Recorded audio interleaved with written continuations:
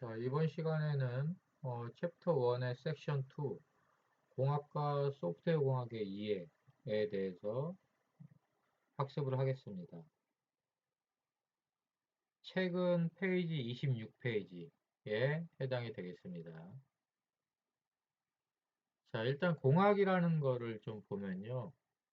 공학이라는 거는 그 전기공학, 그 건축공학, 뭐 토목공학 이런 형태로 대학교에서 학과명으로 사용이 됩니다. 그래서 공학의 특성을 보면은 그 정해진 기간, 그리고 주어진 비용. 그래서 과학적 지식을 활용해서 문제를 해결하는데 한정된 기간과 비용의 제약을 받는 그러한 특성이 있습니다. 자, 그럼 소프트웨어 공학이라고 한번 볼게요. 그럼 소프트웨어 공학은 소프트웨어 플러스 공학을 의미합니다. 네, 취지를 보면은 소프트웨어 개발 과정에 공학적인 원리를 적용해서 소프트웨어를 개발하는 그러한 형태라고 보면 되겠습니다. 목적을 보면은 소프트웨어 개발의 어려움을 해결하고 효율적 개발을 통한 생산성을 향상하고 그 다음에 고품질의 소프트웨어 제품을 제작하는 그러한 형태를 말합니다. 그래서 이제 그러니까 소프트웨어 공학이라고 이렇게 용어를 이제 소프트웨어에다 공학이라는 용어를 붙인 이유가 실제로 이제 소프트웨어 개발 과정에서 정해진 기간과 주어진 비용에서 최대한의 그 퀄리티를 낼 수 있는 그러한 형태의 방법들을 찾아내고 그리고 만들고 그 방법들을 적용하는 게 소프트웨어 공학이라고 보면 되겠습니다. 자, 두 번째로 이제 소프트웨어의 그 개발 과정을 보면은 소프트웨어 개발 생명주기, SDLC, 전통적인 그 형태의 프로세스인데요. 소프트웨어 디벨롭먼트 라이프 사이클이죠. 그래서 실제로 보면은 그 앞쪽에서 우리가 이제 그 PM복을 통해서 보면은 처음에 이니시에이팅 프로세스가 있고 플래닝, 그 다음에 execution, 그리고 그 다음에 컨트롤, 그 다음에 클로징 이렇게 5개의 프로세스가 있는데 실제로 이니시에이션 및 플래닝에서 소프트웨어 전반적인 계획을 잡는데 여기 SDLC에도 처음에 계획을 잡습니다. 그 다음에 그 아래쪽에 있는 분석, 설계, 구현, 테스트 이 부분들은 실질적으로 소프트웨어를 개발하기 위한 개발 방법론의 영역에서 주요하게 다루는 부분입니다. 그리고 전체적인 테스트가 끝나고 인스 테스트가 끝나면은 개발한 거를 가지고 유지 보수를 하는 그러한 형태의 역할들이 되겠습니다. 그래서 SDLC를 보면은 계획, 분석, 설계, 구현, 테스트, 유지 보수 이렇게 진행이 됩니다. 자, 그럼 소프트웨어 공학에 대해서 실제로 정의한 거를 보면은 품질 좋은 소프트웨어를 경제적으로 개발하기 위해서 계획을 세우고 개발하며 유지 및 관리하는 전 과정에서 공학, 과학 및 수학적 원리와 방법을 적용하여 필요한 이론과 기술 및 도구들에 관해 연구하는 학문입니다. 그 목표는 개발 과정에서의 일단은 가장 중요한 거는 고품질의 소프트웨어를 생산을 하는 건데요. 개발 과정에서의 생산성도 향상하고 그 다음에 고품질 소프트웨어 생산을 해서 사용자를 만족하는 이러한 목표를 가지고 있습니다. 자, 다음은 이어서 섹션 3의 소프트웨어 개발 단계에 대해서 소개를 하겠습니다. 책은 페이지 28페이지 교재를 보시면 되겠습니다. 자, 일단 소프트웨어 개발 프로세스를 보면은 앞쪽에서 보셨겠지만 SDLC, 소프트웨어 디벨롭먼트 라이프 사이클을 봤을 때 1단계 계획, 그 다음에 요구 분석, 설계, 구현, 테스트, 유지 보수 이러한 형태로 나누어집니다. 그리고 이제 실질적으로 품질을 관리하는 그러한 부분들이 있고요. 그 다음에 프로젝트 관리하는 그러한 영역들이 있습니다. 그래서 이 앞쪽에서 실질적으로 이제 우리가 실질적으로 실제 프로젝트의 상황을 설명을 좀 드리면은 제가 이제 그 실제 국내의 주요 대기업인 뭐 S사, L사에서의 경험을 소개를 해드리면은 실제로 대형 프로젝트, 공공기관이라든지 아니면 금융권에 뭐 한 2년 정도의 기간을 가지고 1, 200명의 개발자가 투입된 대형 프로젝트의 사례를 설명을 하면은 실제로 프로젝트 관리를 위한 그러한 형태의 관리 방법론을 사용을 하고요. 그 다음에 이 소프트웨어 개발을 위한 개발 방법론을 사용을 합니다. 전체적인 그 내용들을 보면은 개발 방법론에서는 실제로 요구 분석부터 시작을 해가지고 설계에는 상세 설계, 설계에는 처음에 실질적으로 상위 설계 그리고 하위 설계가 있는데요. 어떻게 보면 기본 설계, 상세 설계 이러한 형태로 나눌 수가 있겠죠. 그리고 구현이 있고요. 테스트에서는 단위 테스트, 그 다음에 통합 테스트, 그 다음에 인스 테스트 형태로 구현이 테스트가 진행이 됩니다. 그래서 실질적으로 보면은 V 모델을 가지고 구현 단계에서 개발자가 하는 테스트를 단위 테스트, 그 다음에 설계한 문서를 기반으로 해서 전반적인 그 프로그램 간의 연계성이나 이런 부분을 보는 게 통합 테스트. 그 다음에 실제로 사용자 입장에서 요구 분석의 내용을 가지고 사용자 입장에서 제대로 시스템이 만들어졌는지를 테스트하는 것이 인수 테스트입니다. 이러한 형태로 진행이 된다라고 보면 될 것 같아요.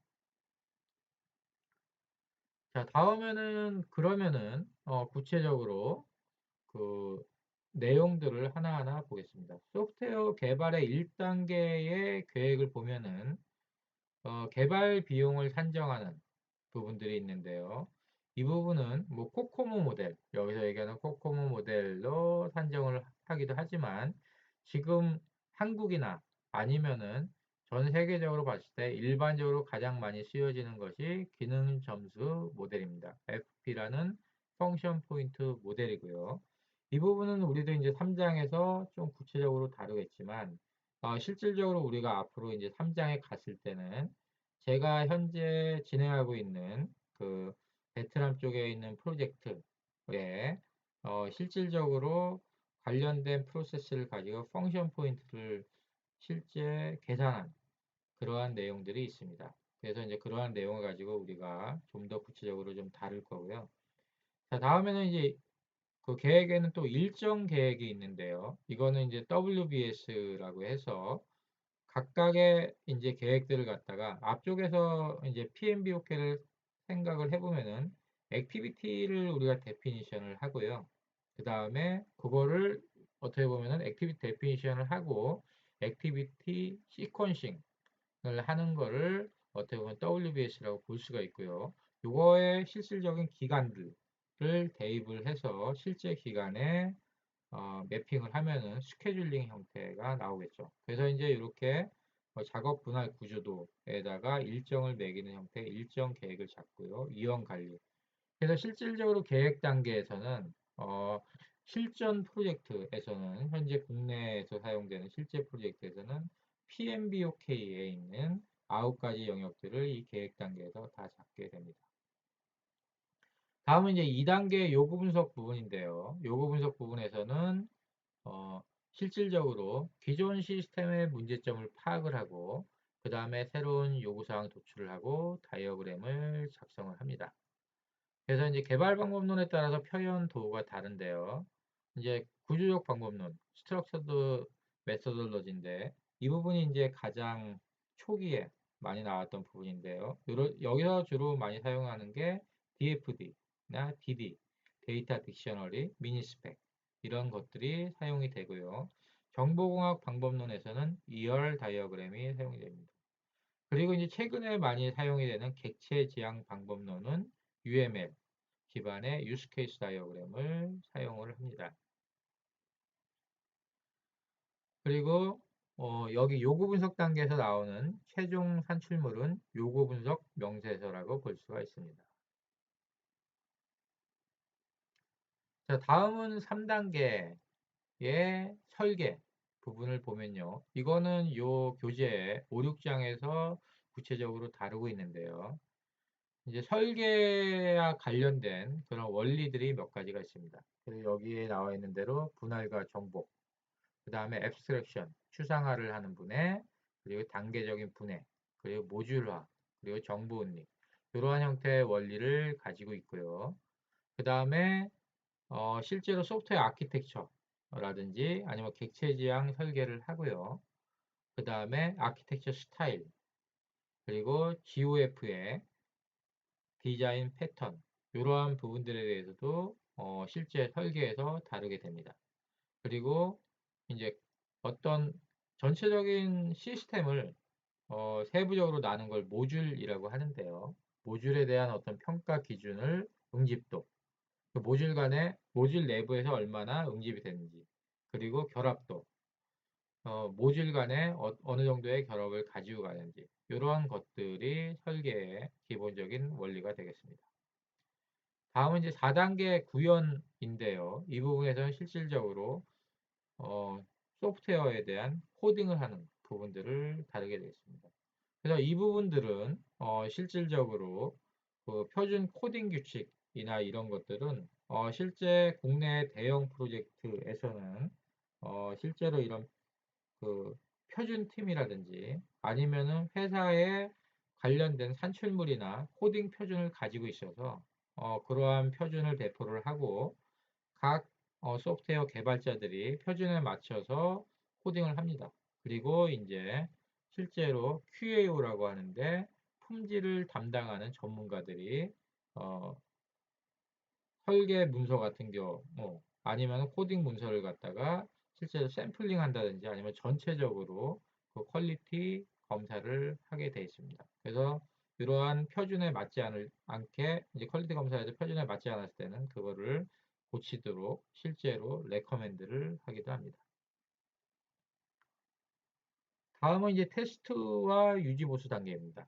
테스트는 앞쪽에서도 좀 말씀을 드렸는데요. 테스트에는 우리가 일반적으로 많이 사용을 하는 게 단위 테스트, 그 다음에 통합 테스트, 인스 테스트가 있고요. 그래서 다시 한번 말씀을 드리면은 단위 테스트는 개발자 레벨에서 하고요. 통합 테스트는 설계자 레벨에서 실제로 설계 문서하고 매칭이 제대로 되어 있는지 그런 것들을 보고요. 그 다음에 인스 테스트의 같은 경우에는 실제로 요구사항이 제대로 실제로 구현이 되었는지를 봅니다. 그리고 이제 통합 테스트에 포함이 되기도 하고 통합 테스트하고 인스 테스트에서 분류해서 어, 테스트를 하는 경우가 있는데 시스템 테스트라는 부분들이 따로 존재할 때도 있습니다. 테스트에는 테스트의 절차를 이제 테스트 계획을 통해서 테스트 절차를 규정을 하고요. 그 다음에 개발자 또는 사용자 시각에 따른 분류를 합니다. 그리고 사용되는 목적에 따른 분류를 하고요. 품질 특성에 따른 분류를 합니다. 그래서 그리고 소프트웨어 개발 단계에 따른 분류를 합니다. 다음에 6단계는 유지보수인데요. 유지보수에는 수정을 하는 유지보수가 있고 적응, 그 다음에 기능 보강 유지보수, 예방 유지보수 이러한 형태로 유지보수가 나누어질 수가 있습니다.